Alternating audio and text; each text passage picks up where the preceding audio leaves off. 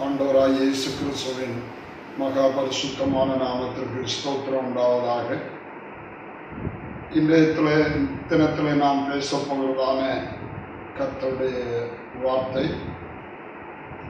நம்முடைய தேவன் ஆவி ஆத்மா சரீரமுடைய ஒரே தேவன் என்பதாகும். கர்த்தருடைய நாமத்துக்கு ஸ்தோத்திரம் உண்டாவதாக. நம்முடைய தேவனாகிய கர்த்தரை குறித்தும் கர்த்தராகிய இயேசு கிறிஸ்துவை குறித்தும் பலவிதமான குழப்படியான போதனைகள் உலகத்தில் இருக்கிறது. தேவன் மூவர் என்றும் தேவன் இருவர் என்றும், இயேசு கிறிஸ்து தேவன் அல்ல, இயேசு கிறிஸ்து மனிதன், இதா வேறொருவர் இருக்கிறார், வேறொரு தேவன் இருக்கிறார் என்றெல்லாம் இன்றைக்கு உலகத்தில் குழப்படியான போதனைகள் இருக்கிறது. ஆகவே இந்த வேளையில் நாம் தியானிக்க போகிற சத்தியம், தேவன் மூவர் இல்லை, ஒரே தேவன் ஆவி ஆத்மா மனித சரீரமுடைய ஒரே தேவனாக இருக்கிறார் என்பதை குறித்தே நாம் தியானிக்க போகிறோம். கர்த்தருக்கு மகிமை உண்டாவதாக. தேவனுடைய அநாதி தீர்மானம், தன்னை போல தன்னோடு கூட தன்னுடைய சந்ததியாக ஒரு கூட்டம் தேவ ஜனம் தன்னோடு இருக்க வேண்டும் என்பதற்காகவே தேவன் மனிதனை சிருஷ்டித்தார். ஆதியாகமம் 1ஆம் அதிகாரம் 26ஆம் வசனத்தில், நம்முடைய சாயலிலும் ரூபத்திலும் மனுஷனை உண்டாக்குவோமாக என்று தேவன் சொன்னார். தேவனுக்கு சாயலும் ரூபமும் இருக்கிறது, இரு தன்மைகள். சாயலாக அவர் ஆவியாகவும், ரூபமாக அவர் சரீரமும், ஆவிக்குரிய சரீரமும் உடையவராக தேவன் இருக்கிறார். தேவனை போல மனிதன் சாயலும் ரூபம் உடையவனாய் இருக்க வேண்டும் என்று சொல்லி தேவன் மனிதனை மண்ணினால் உருவாக்கி அவனுக்குள் மனித ஆவியை வைத்தார். அப்படி மனுஷன் மனித ஆவியும் மனித சரீரம் உடையவனானான். அதை குறித்து 1 கொரிந்தியர் 2ஆம் அதிகாரம் 11ஆம் வசனத்தில் நாம் வாசிக்கிறோம். மனிதனுடைய ஆவியை அன்றி மனுஷனுக்குரியவர்களை அறியத்தக்கவன் யார்? மனுஷனுக்குள்ளவைகளை அறியத்தக்கதாக மனிதனை மனித ஆவியும் மனித சரீரம் உள்ளவனாக படைத்தான். ஆதியாகமம் 2ஆம் அதிகாரம் 7ஆம் வசனத்தில், தேவன் மனுஷனை மண்ணினால் உருவாக்கி அவனுடைய நாசியிலே ஜீவ சுவாசத்தை ஊதினார் என்றும் அதனால் அவன் ஜீவ ஆத்மாவானான் என்றும் எழுதியிருக்கிறது. சாயலும் ரூபத்திலும் மனித சாயலிலும் ரூபத்திலும் படைத்த தேவன் மனிதன் தன்னோடு ஐக்கியமாக இருக்க வேண்டும், தன்னை அறிய வேண்டும், தன்னை போல் ஆக வேண்டும் என்கிற உயர்ந்த நோக்கத்தோடு தன்னுடைய ஆவியை அவன் நாசியிலே அவர் ஊதினார். அதனால் அவன் ஜீவ ஆத்மாவானான். தேவனுடைய ஆவியை அன்றி தேவனுக்குரியவர்களை ஒருவனும் அறிய முடியாது. ஆகவே தேவன் தம்முடைய ஆவியை மனிதனுடைய நாசியிலே ஊதி அவனை ஜீவாத்மாக்கினார். இப்பொழுது மனிதனுக்கு ஆவி ஆத்மா சரீரம் என்கிற 3 தன்மைகள் ஒரே சரீரத்திற்குள் இருக்கிறது. மனிதனுக்குள்ளே ஆவி ஆத்மா சரீரம் இருக்கிறது என்று நாம் 1 தெசலோனிக்கேயர் 5ஆம் அதிகாரம் 23ஆம் வசனத்தில் பார்க்கிறோம். ஆண்டவராய் இயேசு கிறிஸ்துவின் வருகையின் நாளிலே நம்முடைய ஆவி ஆத்மா சரீரம் முழுவதும் பரிசுத்தமாயிருக்க வேண்டும் என்று அந்த வசனம் கூறுகிறது. ஆகவே தேவன் தம்மை போல நம்மை உண்டாக்கினார், நம்மை போல அவரும் இருக்க விரும்புகிறார். கர்த்தருடைய நாமத்துக்கு ஸ்தோத்திரம். மனிதனை குமாரனாக படைத்தார், ஏற்ற துணையை கொடுத்து அவர்களை குடும்பமாக்கி ஆசீர்வதித்தார். இப்படி குமாரரும் குமாரத்திகளுமாக நாம் அவருடையவர்களாக்கப்பட்டிருக்கிறோம். இப்படியாக மனித குலத்தை உருவாக்கின தேவன் நம்மோடு கூட இருக்க ஆசைப்பட்டதை யாத்திராமை 25ஆம் அதிகாரம் 8ஆம் வசனத்தில் கூறுகிறார். நான் அவர்களோடு கூட இருக்கும்படி எனக்கு ஒரு பரிசுத்த ஸ்தலத்தை உண்டாக்குவார்களாக என்று சொன்னார். அப்ப தேவன் நம்மோடு கூட இருக்க விரும்புகிறார். தகப்பன் பிள்ளைகளோடு கூட இருக்க விரும்புகிறார். கர்த்தருடைய நாமத்துக்கு ஸ்தோத்திரம் உண்டாவதாக. ஆகவே அவர் நம்மோடு இருக்கும்படிக்கு அவர் செய்த பெரிய திட்டங்கள் இருக்கிறது. மனிதன் பாவத்தில் விழுந்து விட்டான். ஆதி மனிதன் ஆண்டவருடைய வார்த்தையை மீறி அவர்கள் தவறு செய்து, பிசாசு கடன் கொடுத்த தவறு செய்த போது அவர்கள் பாவத்துக்கு அடிமையாகி விழுந்து போனார்கள். விழுந்து போன மனித குலத்தை திரும்பவும் மீட்டு ரட்சிக்க வேண்டும். ஆகவே ரட்சிப்புக்காக தேவன் ஒரு பெரிய திட்டத்தை ஏற்படுத்தினார். அதை குறித்து எபேசியர்கள் நிறுவனம் 3ஆம் அதிகாரம் 9ஆம் வசனத்தில் இப்படியா சொல்லி இருக்கிறது. தேவன் நம்முடைய கர்த்தராகிய கிறிஸ்து இயேசுக்குள் கொண்டிருந்த அநாதி தீர்மானம் என்று, அந்த தீர்மானப்படி மனித குலத்துடைய பாவத்தை நீக்கி மனித குலத்தை ரட்சிக்கும்படியாக ஆண்டவர் தேவன் மனிதனாய் வெளிப்படுவதை குறித்து நிழலாட்டமாய் நிறைய காரியங்களில் வெளிப்படுத்தி இருக்கிறார். அவர் நம் நடுவில் வந்து வாசம் பண்ணுவதற்கு ஒரு பரிசுத்த ஸ்தலத்தை உண்டாக்க சொன்னார். அந்தபடி மோசே ஆசரிப்பு கூடாரத்தை உண்டு பண்ணினான். ஆசரிப்பு கூடாரத்தில் ஆண்டவர் அங்கே அவர் உலாவினார். வனாந்திரத்தில் அவர்கள் இருக்கிற காலம் வரைக்கும் அந்த ஆசரிப்பு கூடாரம் இருந்தது. அந்த ஆசரிப்பு கூடாரத்தில் தான் தேவன் வாசமாயிருந்தார். அது நிழலாட்டமான காலம். பின்பு நிரந்தரமாக அவர்கள் ஒரு ராஜ்யத்தை சுதந்திரித்த பின்பு சாலமோன் தேவனுக்கு ஆலயத்தை கட்டினார். தேவன் வாசம் பண்ணக்கூடிய ஆலயத்தை சாலமோன் கட்டினார். ஆனால் ஏசாயா 66:1 வானம் எனக்கு சிங்காசனம், பூமி எனக்கு பாதப்படி, நீங்கள் எனக்கு எப்படிப்பட்ட ஆலயத்தை கட்டுவீர்கள், நான் வாசமாயிருக்கிற ஸ்தலம் எப்படிப்பட்டது என்று ஆண்டவர் கேட்டிருக்கிறார். ஆகவே வானம் சிங்காசனம், பூமி பாதப்படியுமாயிருக்கிற வானங்களும் வானாதி வானங்களும் கொள்ளாத தேவனுக்கு மனிதன் கையினால் ஒரு ஆலயத்தை கட்டி கொடுக்க முடியாது. ஆயினும் சாலமோன் அவருக்கு ஆலயத்தை கட்டினான். அது தற்காலிகமான ஒன்றாய் நிழலான ஒரு ஆலயமாய் இருந்தது. அப்போஸ்தலர் நடவடிக்கைகள் 7ஆம் அதிகாரம் 47ஆம் வசனத்தை படிக்கும்போது சாலமோனோ அவருக்கு ஆலயத்தை கட்டினான். ஆனாலும் உன்னதமானவர் கைகளினால் கட்டப்பட்ட ஆலயத்தில் வாசமாயிரார் என்று அங்கே சொல்லப்பட்டிருக்கிறது. ஆகவே மனித கைகளினால் கட்டப்படாத ஒரு ஆலயம் தேவனுக்கு உண்டு. அது அந்த தேவனுடைய திட்டத்தில் இருந்தது. அப்ப தேவன் இந்த உலகத்தில் மனிதன் நடுவில் வர வேண்டும், மனிதனோடு வாசம் பண்ண வேண்டும் என்பது அவருடைய மனதில் இருந்தது. அது மட்டுமல்ல, பல காரியங்கள் அவர் மனிதனாய் வருவதற்கு காரணமாய் இருந்தது. இன்னொரு முக்கியமான காரணம், பாவத்தை பரிகரிப்பது இரத்தம். ஆத்மாவிற்காக பாவ நிவர்த்தி செய்வது இரத்தம் என்று லேவியராகமம் 17ஆம் அதிகாரம் 11ஆம் வசனத்தில் வாசிக்கிறோம். ஆத்மாவிற்காக பாவ நிவர்த்தி செய்வது இரத்தம். இரத்தம் சிந்துதல் இல்லாமல் பாவ மன்னிப்பு இல்லை என்று ஆண்டவருடைய வார்த்தை கூறுகிறது.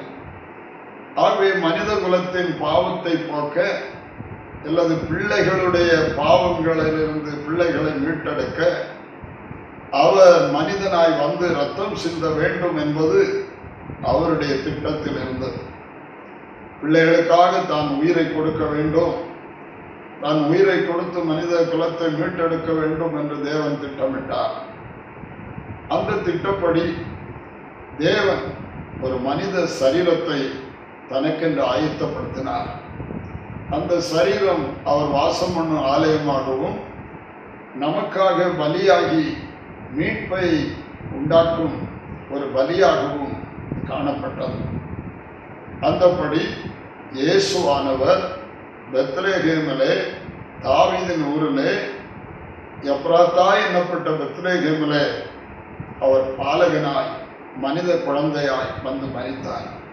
கர்த்தருடைய நாமத்துக்கு ஸ்தோத்திரம் உண்டாவதாக.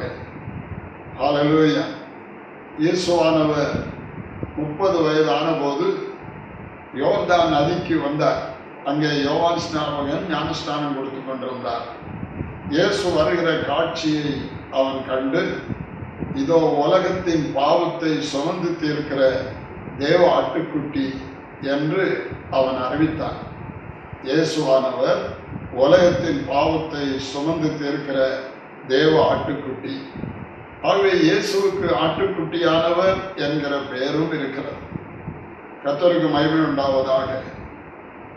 யோவான் 2ஆம் அதிகாரம் 16ஆம் வசனத்திலிருந்து 21ஆம் வசனம் வரை வாசிக்கும் போது கையினால் கட்டப்பட்ட தேவாலயத்தை குறித்தும், பின்பு தன்னுடைய சரீரமே தேவனுடைய ஆலயம் என்றும் ஆண்டவர் இயேசு அங்கே எடுத்து உரைத்தார். இந்த ஆலயத்தை இடித்து போடுங்கள், 3 நாளைக்குள்ளே எழுப்புவேன் என்று கர்த்தர் அங்கே கூறினார். கர்த்தருக்கு ஸ்தோத்திரம். அவர் தம்முடைய ஆலயத்தை குறித்து பேசினார். ஆனால் வேதபாரகரும் பரிசேயரும் அதை அறியாதிருந்தார்கள். கர்த்தருக்கு மகிமை உண்டாவதாக.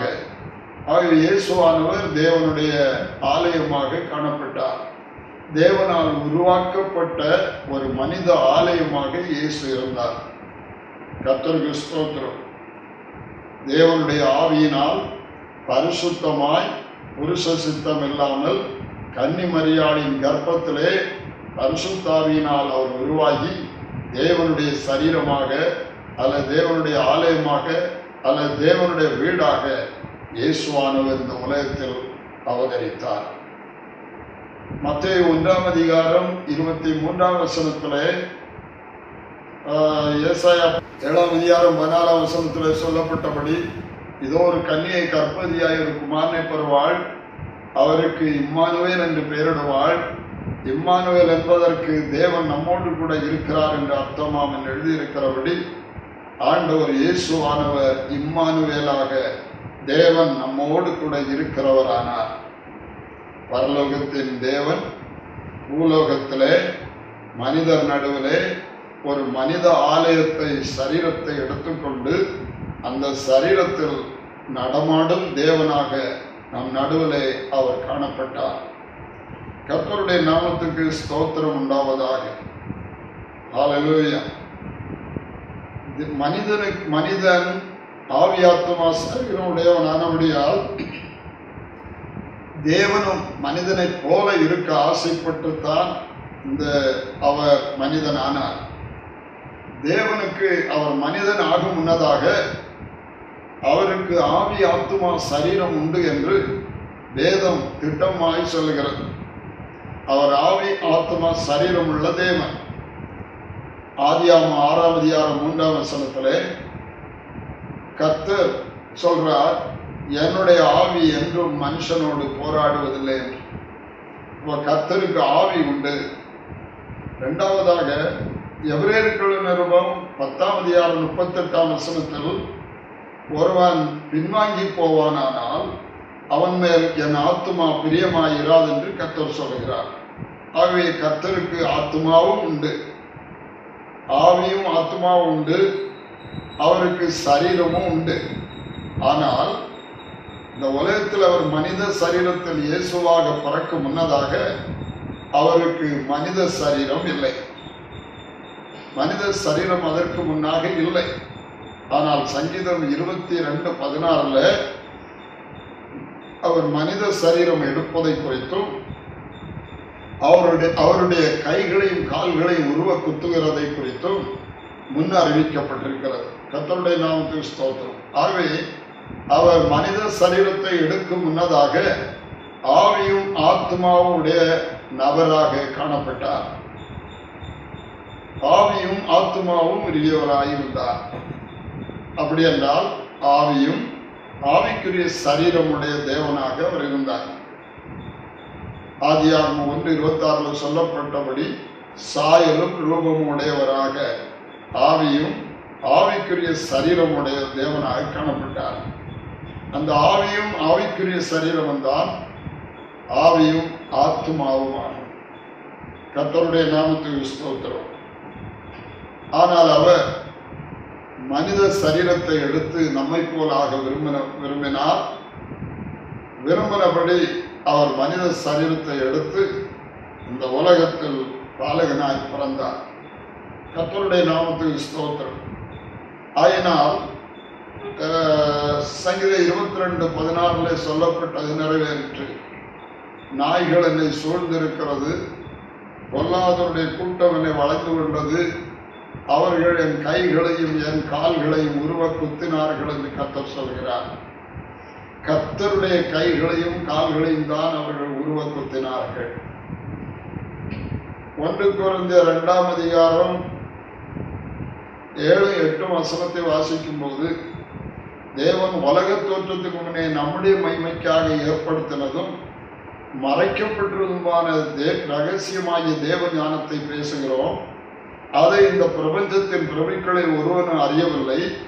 அறிந்திருந்தார்களானால் மகிமையின் கர்த்தரை சிலுவையில் அறைந்திருக்க மாட்டார்களே.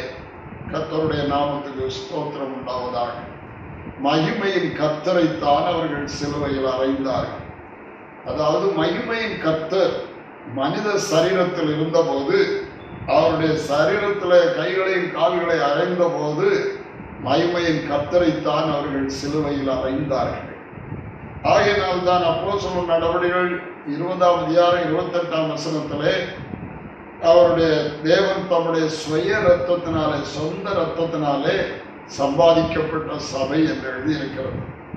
ஆகவே சபைக்காக நம்மை அவருடைய பரிசுத்த சரீரமாக சபையாக உருவாக்குவதற்கு அவருடைய சொந்த சரீர இரத்தத்தை அவர் சிந்தி நமக்கு பாவ பரிகாரத்தை உண்டாக்கினார். கர்த்தராகிய இயேசுவின் நாமத்திற்கு மகிமை உண்டாவதாக. இப்படி பிள்ளைகள் மாம்சத்தை இரத்தத்தை உடையவர்களாக இருக்க நம்முடைய அப்பாவும் அல்லது நம்முடைய பிதாவும் நம்மை போல மாம்சத்தை இரத்தத்தையும் உடையவர் ஆனார் என்று எபிரேயர் 2:14 சொல்லுகிறது. கர்த்தருடைய பரிசுத்தமான நாமத்துக்கு ஸ்தோத்திரம். பிள்ளைகள் மனித சரீரத்தில் இருந்தபடியினால் அவரும் பிள்ளைகளோடு இருக்க கர்த்தர் மனித சரீரத்தை எடுத்துக்கொண்டார். அந்த மனித சரீரம் தான் ஆட்டுக்குட்டியானவர் இயேசு கிறிஸ்து. கர்த்தருக்கு ஸ்தோத்திரம் உண்டாவதாக. இந்த மனித சரீரம் தேவனுடைய ஆலயம் கூட. ஆலயம் என்றால் அவர் வாசம் பண்ணுகிற இடம். இன்னொரு இடத்துல சொன்னால் சரீரம். 1 கொரிந்தியர் 3 நாம் தேவனுடைய ஆலயமாய் இருக்கிறோம் என்று எழுதியிருக்கிறது. ஒருவன் ஆலயத்தை கெடுத்தால் அவனை தேவன் கெடுப்பார். தேவனுடைய ஆலயம் பரிசுத்தமாயிருக்கிறது, நீங்களே அந்த ஆலயம் என்று நம்மை குறித்து ஆண்டவருடைய வார்த்தை சொல்கிறது. ஆகவே நம்முடைய சரீரம் தேவனுடைய ஆலயம். அதுபோல தேவன் ஒரு மனித சரீரத்தை ஆலயமாக தெரிந்தெடுத்து அந்த ஆலயத்தில் வந்து வாசம் பண்ணினார். இப்படி ஆவியும் ஆத்துமாவுமாக அல்லது சாயலும் ரூபமாயிருந்த தேவனாகிய கர்த்தர் இயேசு என்கிற அல்லேலூயா மனித குமாரனுக்குள்ளாக வந்து வாசம் பண்ணி அவர் தேவன் நம்மோடு கூட இருக்கிறவர் ஆனார். கர்த்தருடைய நாமத்துக்கு ஸ்தோத்திரம். இப்படி ஆவி ஆத்துமா சரீரமுடைய ஒரே தேவனாக அவரை நாம் வெளிப்படுத்தல் புஸ்தகம் 21:22 பார்க்கிறோம். அதிலே நாம் தேவாலயத்தை காணவில்லை, சர்வ வல்லமையுள்ள தேவனாகிய கர்த்தரும் ஆட்டுக்குட்டியானவருமே அதற்கு ஆலயம் என்று சொல்லப்பட்டிருக்கிறது. ஆலயத்துக்குள்ளே ஆட்டுக்குட்டியானவர் என்கிற ஆலயத்துக்குள்ளே தேவனாகிய கர்த்தர் தேவனும் கர்த்தருமாக அல்லது சாயலும் ரூபமானவராக அல்லது ஆவியும் ஆத்துமாவுமானவராக அவருக்குள்ளே வாசம் பண்ணினார். ஆகவே இப்படியாக அல்லேலூயா நம்முடைய கர்த்தர் ஆவி ஆத்துமா சரீரமுடைய ஒரே நபராக அவர் இருக்கிறார். கர்த்தருடைய பரிசுத்தமான நாமத்திற்கு ஸ்தோத்திரம் உண்டாவதாக. அவர் ஆவி ஆத்துமா சரீரமுடைய ஒருவராக இருக்கிறார் என்பதை ஏராள வசனங்கள் என்று அறியலாம். கடைசியாக பைபிளில் சொல்லப்பட்ட இன்னொரு வசனத்தை உங்களுக்கு கொண்டு வருகிறேன். வெளிப்படுத்தல் 22:3-4 நாம் படிக்கும்போது, இனி ஒரு சாபமும் இராது, தேவனும் ஆட்டுக்குட்டியானவர் இருக்கிற சிங்காசனம் அதில் இருக்கும். அவருடைய ஊழியக்காரர் அவரை சேவித்து அவருடைய முகத்தை தரிசிப்பார்கள்.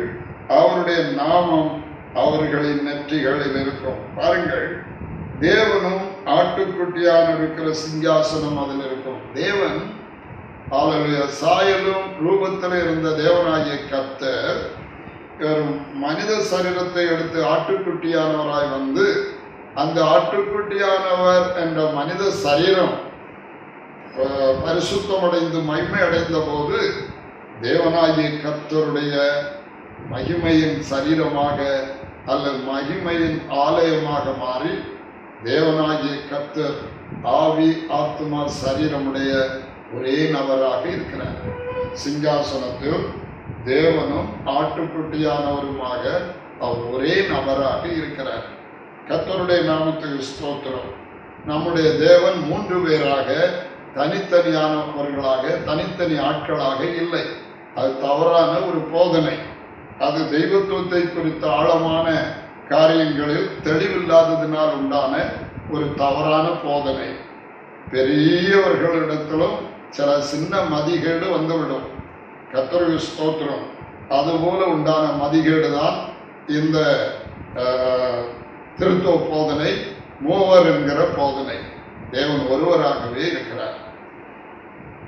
1 கொரிந்தியர் 15ஆம் அதிகாரத்திலே கர்த்தருக்கு மகிமை உண்டாவதாக, நமது அருமை ஆண்டவர் இயேசு ராஜ்யத்தை மரணத்தை பரிகரித்து ராஜ்யத்தை பிதாவுக்கு ஒப்பு கொடுத்து பிதாவுக்கு கீழ்ப்பட்டிருப்பார் என்று ஆண்டவருடைய வசனம் அங்கே கூறுகிறது. 1 கொரிந்தியர் 15:24 அதன் பின்பு முடிவுண்டாகும். அப்பொழுது அவர் சகல துரைத்தனத்தையும் சகல அதிகாரத்தையும் வல்லமையும் பரிகரித்து தேவனும் பிதாவுமாய் இருப்பவருக்கு ராஜ்யத்தை ஒப்புக் கொடுப்பார். அல்லேலூயா. தேவனும் பிதாவுமாய் இருப்பவர் தான் தேவனாகிய கர்த்தர். அவருக்கு ராஜ்யத்தை ஒப்புக் கொடுப்பார். 28ஆம் வசனத்தில் சகலமும் அவருக்கு கீழ்ப்பட்டிருக்கும் போது தேவன் சகலத்திலும் சகலமாய் இருப்பதற்கு குமாரன் தாமும் தமக்கு சகலத்தை கீழ்ப்படுத்தினவருக்கு கீழ்ப்பட்டிருப்பார் என்று எழுதப்பட்டிருக்கிறது. அந்த பிதாவுக்கு அல்லேலூயா, குமாரனுக்கு சகலத்தை பிதா கீழ்ப்படுத்தி இருக்கிறார். ஆனால் அவர் கீழ்ப்படுத்தப்படவில்லை என்பது வெளியரங்கமாயிருக்கிற முந்தின வசனத்தில் இருக்கிறது. ஆகவே பிதாவுக்கு கீழ்ப்பட்டு குமாரன் இருப்பார் என்று சொல்லப்பட்ட இந்த வசனத்தை வைத்து இதனால பிதா வேறொருவராக இருக்கிறார், குமாரன் என்கிறவர் இன்னொருவராக இருக்கிறார், கீழ்ப்பட்டிருப்பார் என்று சொல்லுகிறார்கள். 2 பேர் என்று அதை விளக்குகிறார்கள், விளக்க முயற்சிக்கிறார்கள். இங்கே தெய்வத்துவம் முழுதும் கொலோசியர் 2:9 தெய்வத்துவம் முழுவதும் சரீர பிரகாரமாக இயேசுக்குள்ளே வாசமாக இருக்கிறது என்று சொல்லப்பட்டிருக்கிறது. கொலோசியர் 2:9. காரணம், இந்த ஆட்டுக்குட்டியானவர் அல்ல இயேசுவானவர் பிதாவுடைய மனித சரீரம், பிதாவுடைய ஆலயம். கர்த்தருக்கு ஸ்தோத்திரம். தேவனுடைய சரீரம். ஆகவே தேவன் ஆலயத்தில் வாசமா இருக்கிறார். சங்கீதம் 12:4 கர்த்தர் தம்முடைய பரிசுத்த ஆலயத்தில் இருக்கிறார். ஆட்டுக்குட்டியானவரே ஆலயம். ஆட்டுக்குட்டியானவராகிய ஆலயத்துக்கு உள்ள தேவனாகிய கர்த்தர் வாசமாயிருக்கிறார். தெய்வத்துவம் அல்ல பிதா வாசமாயிருக்கிறார். அதனாலே தெய்வத்துவத்தின் சகல பரிபூரணமும் சரீர பிரகாரமாக இயேசு கிறிஸ்துவுக்குள் வாசமாயிருக்கிறது. ஆகவே தனக்குள் வாசமாயிருக்கிற தன்னுடைய ஆவிக்கு கீழ்ப்பட்டவராக, கீழ்ப்பட்ட சரீரத்தை உடையவராக இயேசு கிறிஸ்து இருக்கிறார். இப்ப என்னுடைய ஆவிக்கு என்னுடைய சரீரம் கீழ்ப்பட்டிருக்கிறது. கர்த்தருடைய நாமத்துக்கு ஸ்தோத்திரம் உண்டாவதாக. என்னுடைய ஆவி சொல்லுகிறபடி என் சரீரம் செயல்படுகிறது. ஆவி விரும்புகிறபடி சரீரம் செயல்படுகிற கீழ்ப்படுகிறது. கர்த்தருடைய நாமத்துக்கு ஸ்தோத்திரம். அப்படித்தான் இயேசுவானவர் அல்ல ஆட்டுக்குட்டியானவர் தேவனுக்கு கீழ்ப்பட்டிருக்கிறார். கர்த்தருடைய நாமத்துக்கு ஸ்தோத்திரம் உண்டாவதாக. ஹல்லேலூயா. அதனால கர்த்தர் தேவனுடைய சரீரத்தை தான் அவர்கள் சிலுவையில் அறிந்தார்கள் என்றும் அவருடைய கைகளையும் கால்களையும் உருவ குத்தினார்கள் என்றும் சொல்லி இருப்பதனுடைய நிறைவு இப்படித்தான் வெளிப்படுகிறது.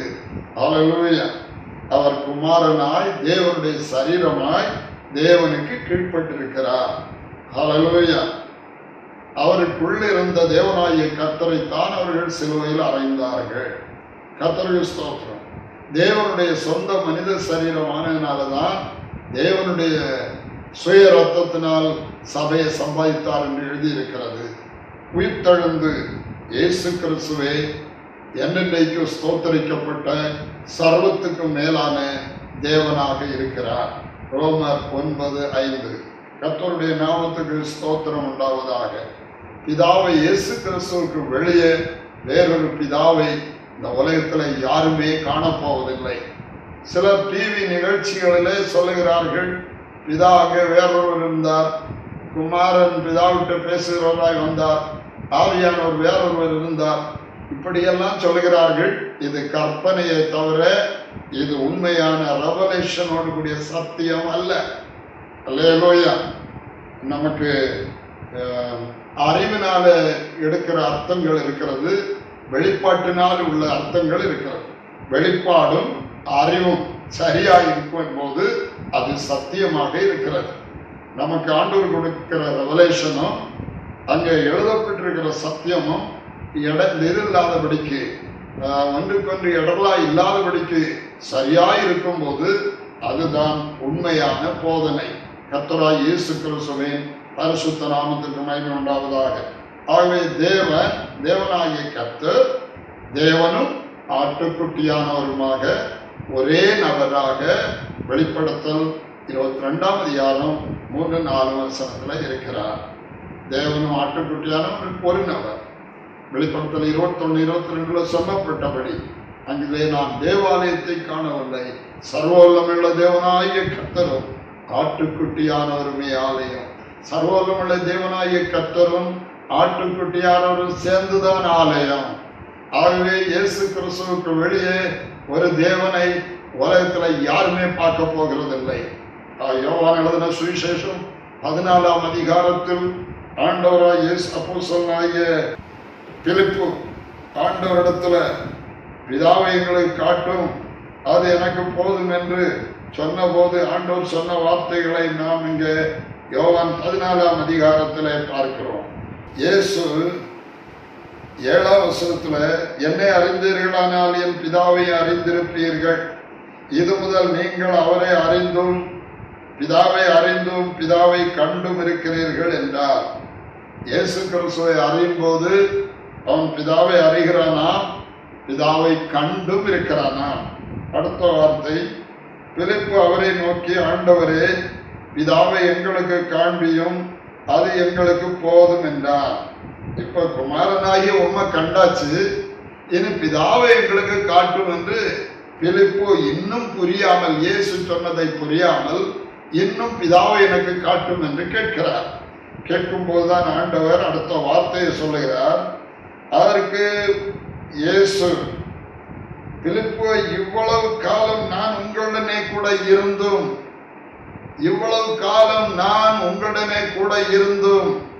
என்னை யார் என்று அறியவில்லையா?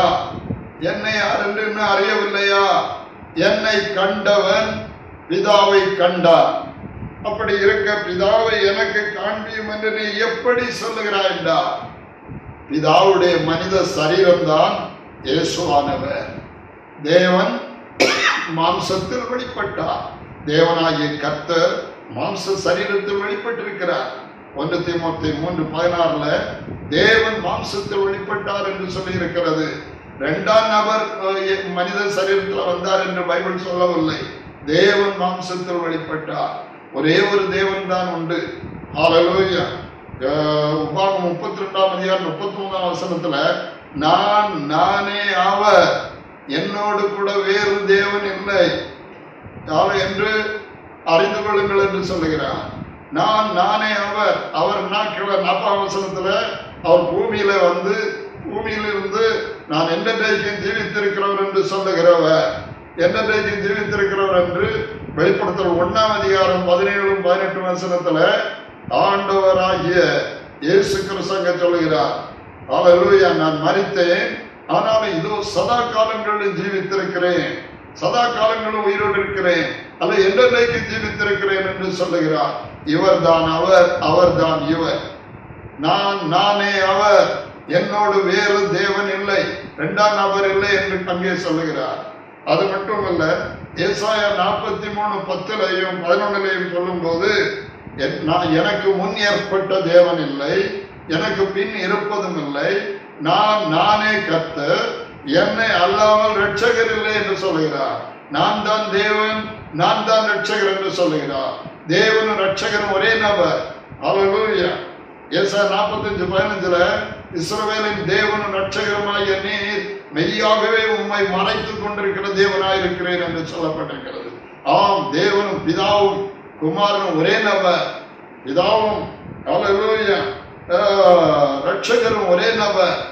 அல்லேலூயா. பிதாவாக அவர் தேவன், மரணம் இல்லாதவர். இரட்சகராக அவர் மனிதன், மரிக்கக்கூடியவர். அல்லேலூயா. அவர் ஒரே நபர். கர்த்தருடைய நாமத்துக்கு ஸ்தோத்திரம். ஆகவே மரித்து அவர் உயிர்த்தெழுந்து மகிமையின் சரீரத்தோடு பிதாவுடைய நித்திய ஆலயமாய் இருக்கிறார்.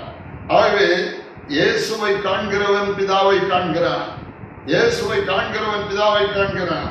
இங்கே இயேசு சொல்லுகிறார், நான் உங்களுடனே இருந்து நீ என்னை அறியவில்லையா? என்னை கண்டவன் பிதாவை கண்டான், அப்படி இருக்க பிதாவை எனக்கு காண்பியும் என்று நீ எப்படி சொல்லுகிறாய்? நான் பிதாவிலும் பிதா என்னில் இருக்கிற நீ விசுவாசிக்கிறது இல்லையா? நான் உங்களுடனே சொல்லுகிற வார்த்தை வசனங்கள் என் சுயமாய் பேசவில்லை, என்னிடத்தில் வாசமாய் இருக்கிற பிதாவானவரே இந்த கிரியைகளை செய்து வருகிறார். என்னிடத்தில் வாசமாய் இருக்கிற பிதாவானவர் அல்ல தேவனாய கர்த்தரானவர்.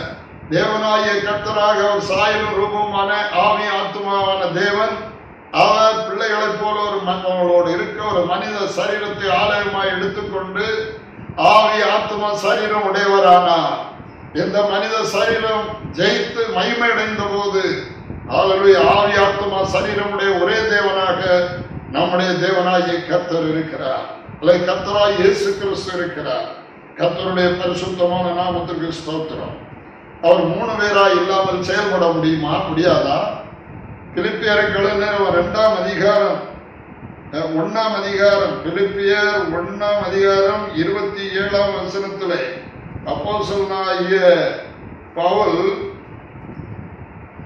பிலிப்பிய விசுவாசிகளுக்கு எழுதுகிறார், நான் வந்து உங்களை கண்டாலும் நான் வராமல் இருந்தாலும் நீங்கள் ஒரே ஆவியினாலே உறுதியாய் நின்று ஒரே ஆத்துமாவினாலே சுவிசேஷத்தின் விசுவாசத்துக்காக கூட போராடி எதிர்க்கிறவர்களால் ஒன்றிலும் மறலாதிருக்கிறீர்கள் என்று உங்களை குறித்து நான் கேள்விப்படும்படி எவ்விதத்திலும் நீங்கள் கிறிஸ்துவின் சுவிசேஷத்துக்கு பாத்திரராக மாத்திரம் நடந்து கொள்ளுங்கள்.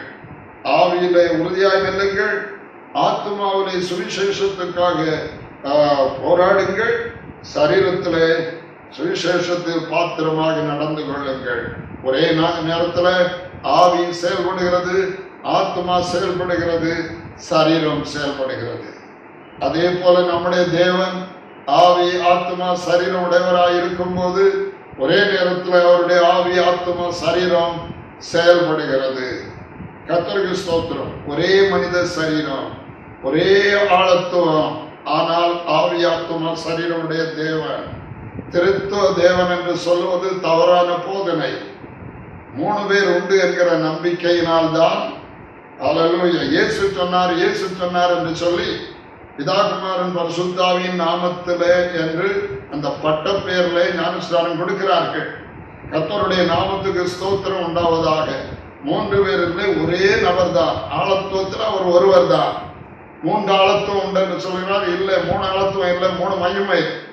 ஆழத்துவம் ஒன்று. கர்த்தருடைய நாமத்துக்கு ஸ்தோத்திரம். ஒரே ஆழத்துவம் தான் உண்டு என்பதை பார்க்க வேண்டும் என்றால் எசேக்கியேல் 1ஆம் அதிகாரம் 25, 26, 27, 28 இந்த 4 வசனத்தை வாசிக்கும் போது ஜீவன்களுக்கு தலைக்கு மேல் இருந்த வச்சிர பிரகாசமான மண்டலத்தின் மீதில் ஒரு நீலரத்தினம் போன்ற சாயல் உள்ள ஒரு சிங்காசனம் இருந்தது. அந்த சிங்காசனத்திலிருந்து ஒரு சத்தம் பிறந்தது, அல்லேலூயா. அந்த சிங்காசனத்தின் மத்தியிலே மனுஷகுமாரனுடைய சாயலுக்கு ஒப்பான ஒருவர் இருந்தார். அவருடைய இடுப்புக்கு மேல காணப்பட்டதெல்லாம் அக்கினிமயமா சொகுசாவின் மகிமையா இருந்தது.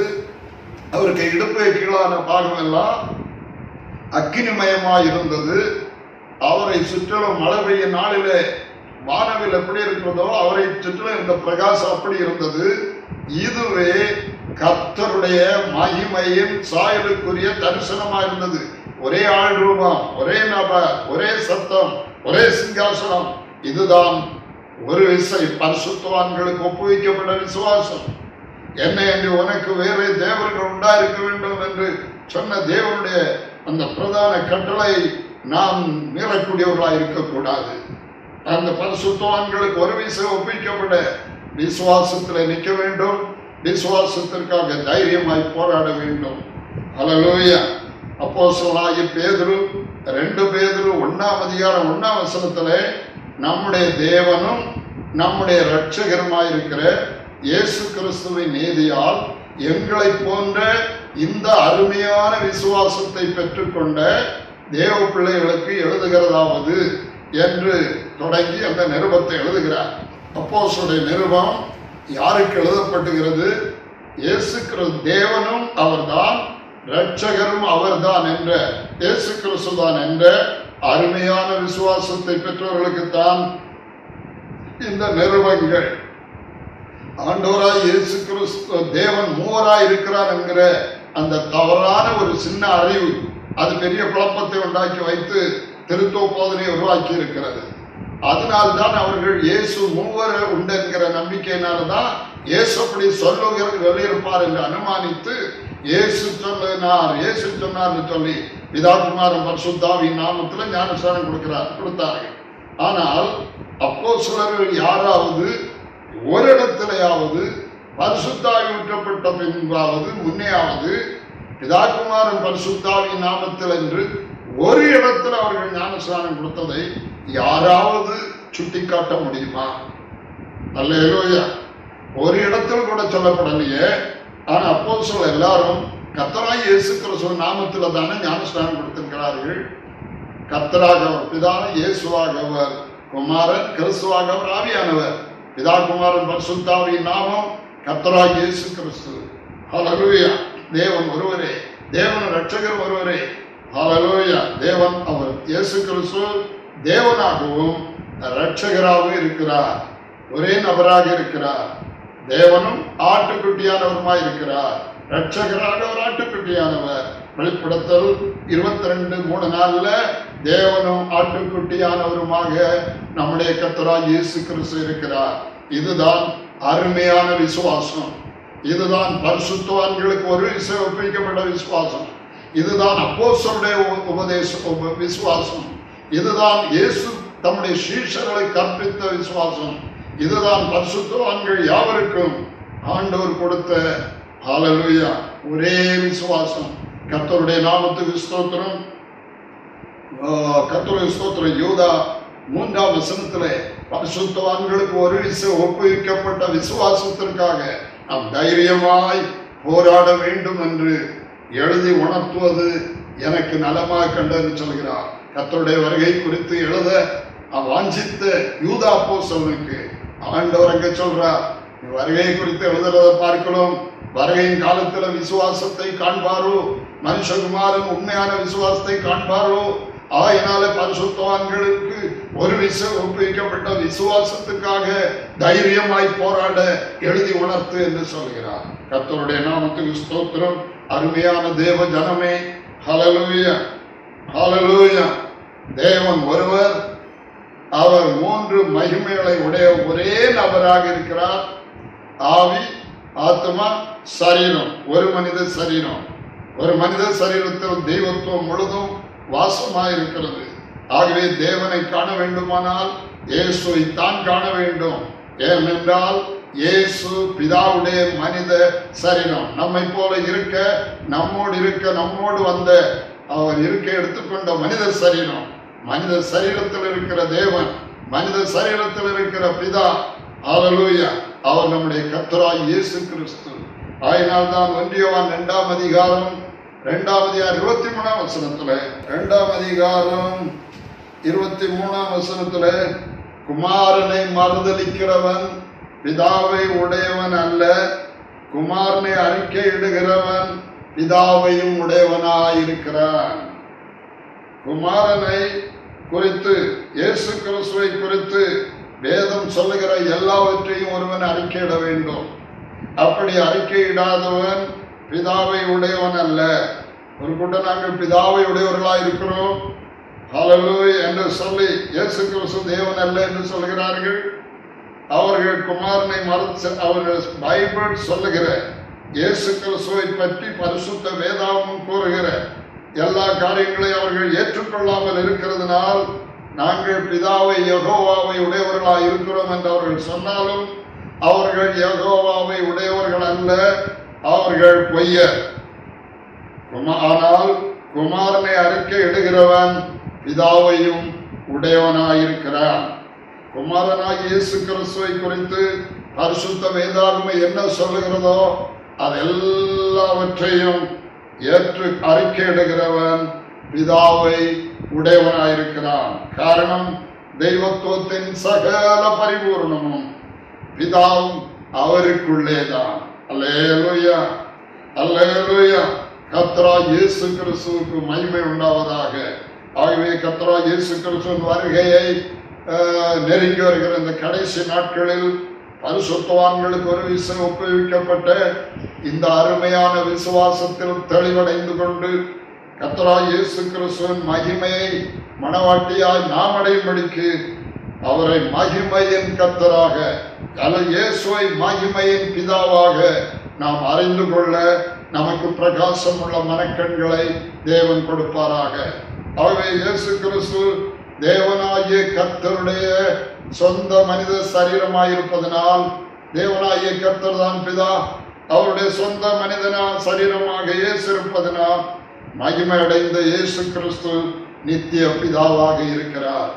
இயேசு கிறிஸ்து கர்த்தர் என்று நாவுகள் எல்லாம் அறிக்கை பண்ண வேண்டும் என்று பிலிப்பியர் 2:11 சொல்லுகிறது.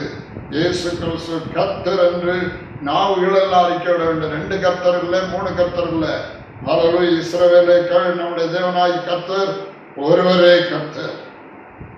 ஆகவேதான் இயேசு நித்திய பிதா என்று சொல்லப்பட்டிருக்கிறது. ஏசாயா 9:6 நமக்கு ஒரு பாலகன் பிறந்தார், நமக்கு ஒரு குமாரன் கொடுக்கப்பட்டார், கர்த்தத்துவம் தோளின் மேல் இருக்கும், அவர் நாம அதிசயமானவர், ஆலோசனை கர்த்தா, வல்லமையுள்ள தேவன், அவர் நித்திய பிதா. இந்த குமாரன் நித்திய பிதா, சமாதான பிரபு. பிதாவைத்தான் நாம் தொழுது கொள்ள வேண்டும். ஆயினால் தெய்வத்துவத்தின் சகல பரிபூர்ணமும் கர்த்தராகிய இயேசு கிறிஸ்துவுக்குள் வாசமாயிருப்பதனால் கர்த்தராகிய இயேசு கிறிஸ்துவே தொழுகைக்குரிய நித்திய பிதாவாக இருக்கிறார். தெய்வத்துவம் முழுதும் அவருக்குள்ளே இருக்கிறது. ஹல்லேலூயா. ஆயினால் தான் அப்போஸ்தலர்கள் அவர்கள் கொரிந்துவிலே கிறிஸ்து இயேசுவுக்குள் பரிசுத்தமாக்கப்பட்டவர்களாயும் பரிசுத்தவான்களாகும்படி அழைக்கப்பட்டவர்களாயிருக்கிற தேவனுடைய சபைக்கும் எங்களுக்கும் தங்களுக்கும் ஆண்டவராய் இருக்கிற நம்முடைய கர்த்தராகிய இயேசு கிறிஸ்துவின் நாமத்தை எங்கும் தொழுது கொள்ளுகிற அனைவருக்கும் எழுதுகிறதாவது என்கிறார். அல்லேலூயா.